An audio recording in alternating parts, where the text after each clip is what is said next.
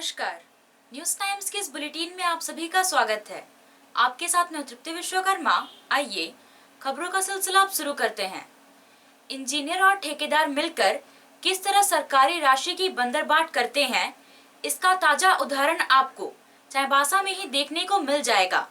यहाँ NH 75E की repairing के नाम पर करोड़ों रुपए की गड़बड़ी की गई है। पिछले 3-4 सालों से NH 75E की हालत दयनीय है। चक्रधरपुर से चाईबासा तक सड़क कुछ हद तक ठीक भी है, लेकिन चाईबासा से हाट गमरिया तक सड़क पूरी तरह गड्ढों में तब्दील हो गई है। इस सड़क को बनाने के लिए पिछले वित्तीय वर्ष में केंद्र सरकार के पास प्रस्ताव भेजा गया था, लेकिन वह पास नहीं हो सका। जुलाई 2021 में फिर से 316 करोड़ का प्रस्ताव भेजा गया और इसके बाद से ही लूट का खेल की भूमिका तैयार हो गई।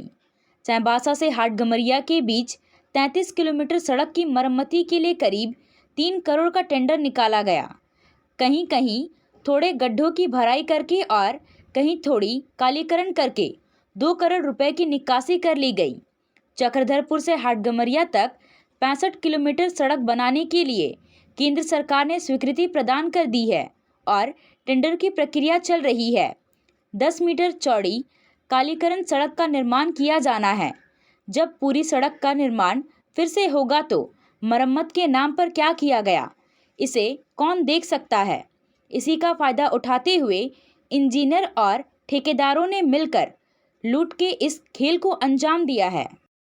देखिए, इस संबंध में हमने आज ही माननीय मुख्यमंत्री महोदय को एक पत्र लिखा है और व्हाट्सएप के माध्यम से उनको हमने सेंड किया है और उसमें मैंने सारे चीज़ों को स्पष्ट किया है कि ये जो है राष्ट्रीय उच्च पथ विभाग के द्वारा यहाँ जो कार्यपालक अभियंता है राष्ट्रीय उच्च पथ विभाग के चाईबासा प्रमंडल के और उसके नीचे जो भी पदाधिकारी हैं मतलब सहायक अभियंता हैं या जो भी लोग हैं, इन लोगों ने एक सोची समझी साजिश के तहत ये काम किया है।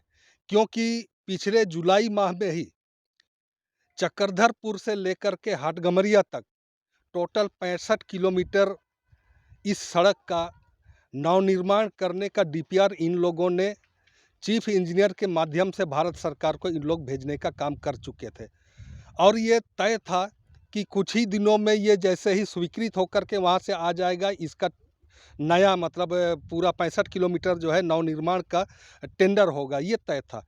उसके बावजूद इसी बीच में 33 किलोमीटर मतलब चाईबासा से हाटगमरिया तक अलग से मरम्मती का टेंडर 3 करोड़ रुपए के लागत से मरम्मती का टेंडर निकालने का क्या औचित्य है? ये तो समझ में आ रहा है।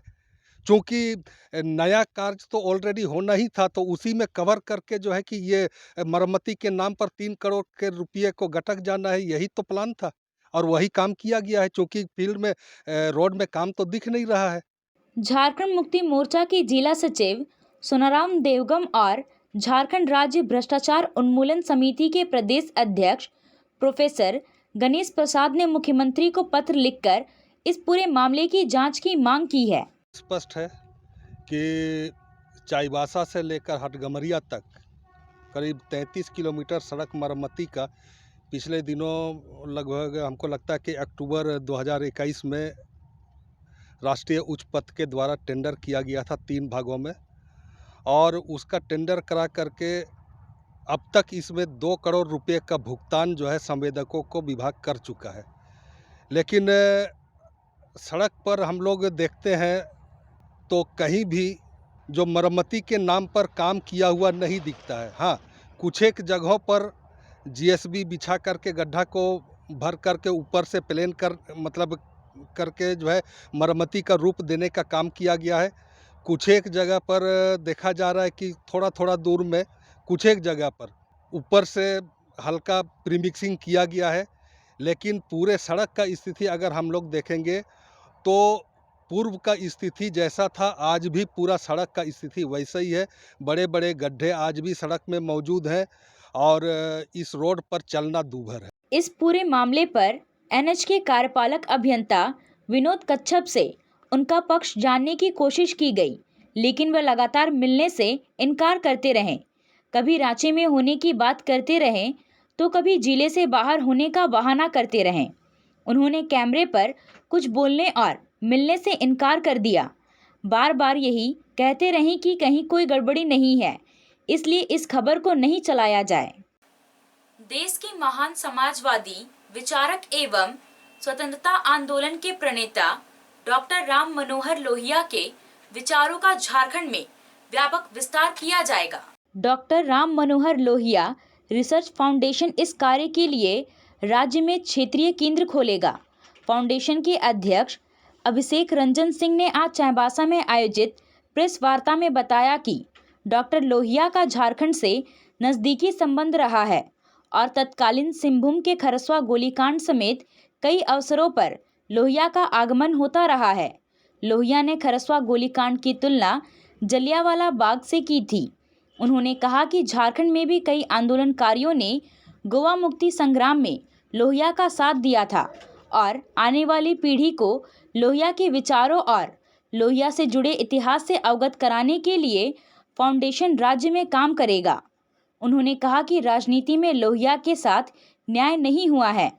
उनके अनुयायियों ने हर वह काम किया जो लोहिया के सिद्धांतों के खिलाफ है। अभिषेक रंजन ने कहा कि लोहिया के विचारों का देश में घूम घूम कर संकलन कर रहे हैं।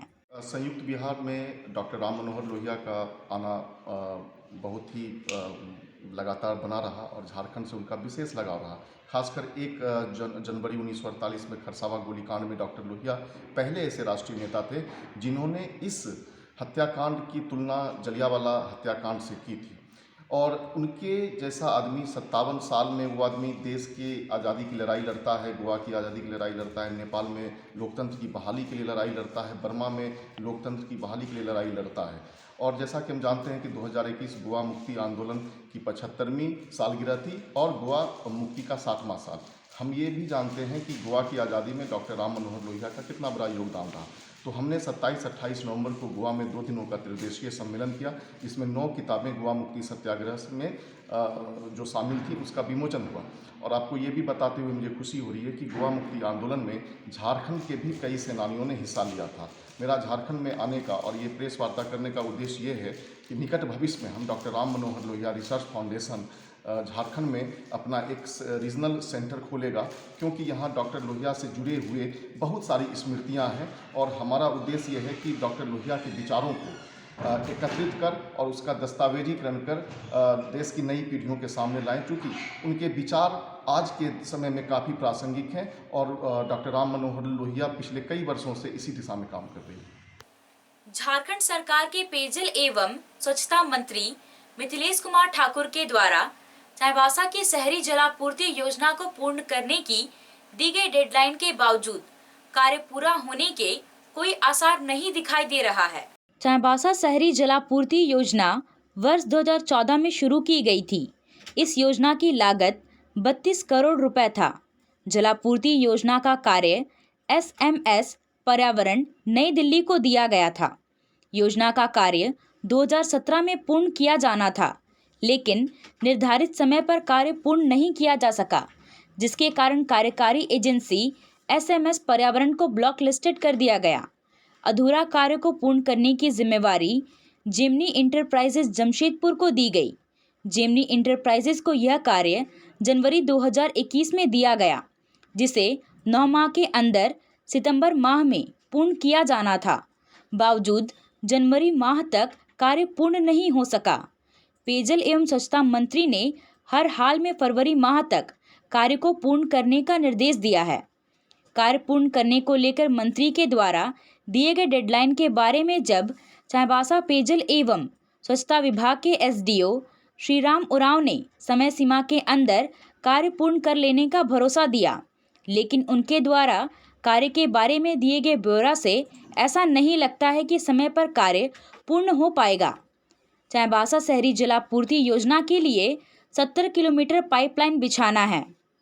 पहले की कार्यकारी एजेंसी के द्वारा 44 किलोमीटर का कार्य किया गया है, जबकि नई एजेंसी के द्वारा 1 वर्ष में बचे 26 किलोमीटर पाइप बिछाने का कार्य मात्र 20 किलोमीटर ही हो पाया है। वहीं चाईबासा शहर में 17,300 घरेलू कनेक्शन में मात्र 700 कनेक्शन देने का कार्य ही पूर्ण हो सका है।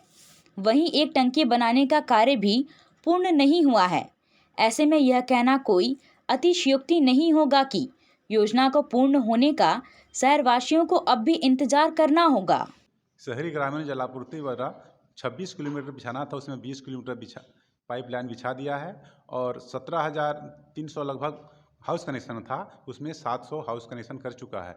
लगभग फरवरी लास्ट तक कंप्लीट होने का उम्मीद लगाए हुए हैं।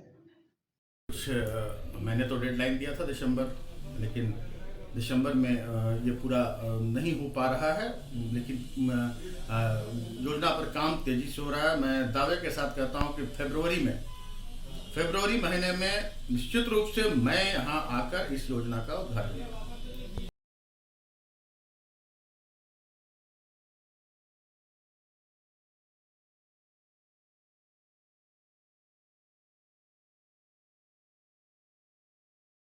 खनिज के अवैध परिवहन को रोकने के लिए जिला परिवहन कार्यालय और ट्रैफिक इंस्पेक्टर के द्वारा सघन वाहन जांच अभियान चलाया गया। चाईबासा शहर के पोस्ट ऑफिस चौक और टाटा बाईपास रोड में बिना परमिट के वाहनों की जांच की गई। इस दौरान 18 वाहनों की जांच की गई, जिसमें से 12 वाहनों का चालान सहित कुल 17,500 रुपए की जुर्माना वसूली की गई। जिला परिवहन पदाधिकारी के राजहंस ने बताया कि विगत दिनों आयोजित जिला खनन टास्क फोर्स की बैठक में उपायुक्त के द्वारा प्राप्त निर्देश के तहत सड़क सुरक्षा टीम एवं ट्रैफिक पुलिस के सहयोग से वाहन जांच संचालित किया गया, जिसके तहत खनिज संपदा का अवैध परिवहन कर रहे वाहनों सहित बिना हेलमेट और मास्क के परिचालन कर रहे 2 पहिया वाहनों की जांच की गई। भारतीय जनता युवा मोर्चा के प्रदेश महामंत्री मनीष दुबे आज चाईबासा पहुंचे। यहां भाजपा के कार्यकर्ताओं ने जैन मार्केट चौक पर उनका स्वागत किया। प्रदेश महामंत्री अपने 2 दिवसीय दौरे के दौरान राष्ट्रीय संगठन द्वारा चलाए जा रहे माइक्रो डोनेशन की समीक्षा करेंगे और अधिक से अधिक लोगों को जोड़ने की कोशिश होगी। इसके साथ ही प्रधानमंत्री द्वारा नेताजी सुभाष चंद्र बोस की प्रतिमा बनवाए जाने पर धन्यवाद देने के लिए पोस्ट कार्ड भेजा जाएगा और हस्ताक्षर अभियान चलाया जाएगा। भारतीय जनता पार्टी के राष्ट्रीय अध्यक्ष माननीय जेपी नड्डा जी के आह्वान पर आम जनमानस के साथ साथ भारतीय जनता पार्टी के जो अपने बूथ स्तर के कार्यकर्ता हैं, उनसे हम लोग डिजिटल माध्यम से जनसहयोग जो है लेने का काम कर रहे हैं। उसी क्रम में अपने कार्यकर्ता बूथों पे लगे। साथ ही साथ सुभाष चंद्र बोस जी का जो दिल्ली में प्रतिमा का अनावरण माननीय प्रधानमंत्री जी ने किया है, उस देश की जनता और भारतीय जनता पार्टी के कार्यकर्ता काफ़ी उत्साहित हैं। उस उत्साह को हम लोग और बढ़ाने के लिए सभी बूथ स्तर पे माननीय प्रधानमंत्री जी को पोस्ट कार्ड लिख करके और धन्यवाद देने का काम हम लोग करेंगे।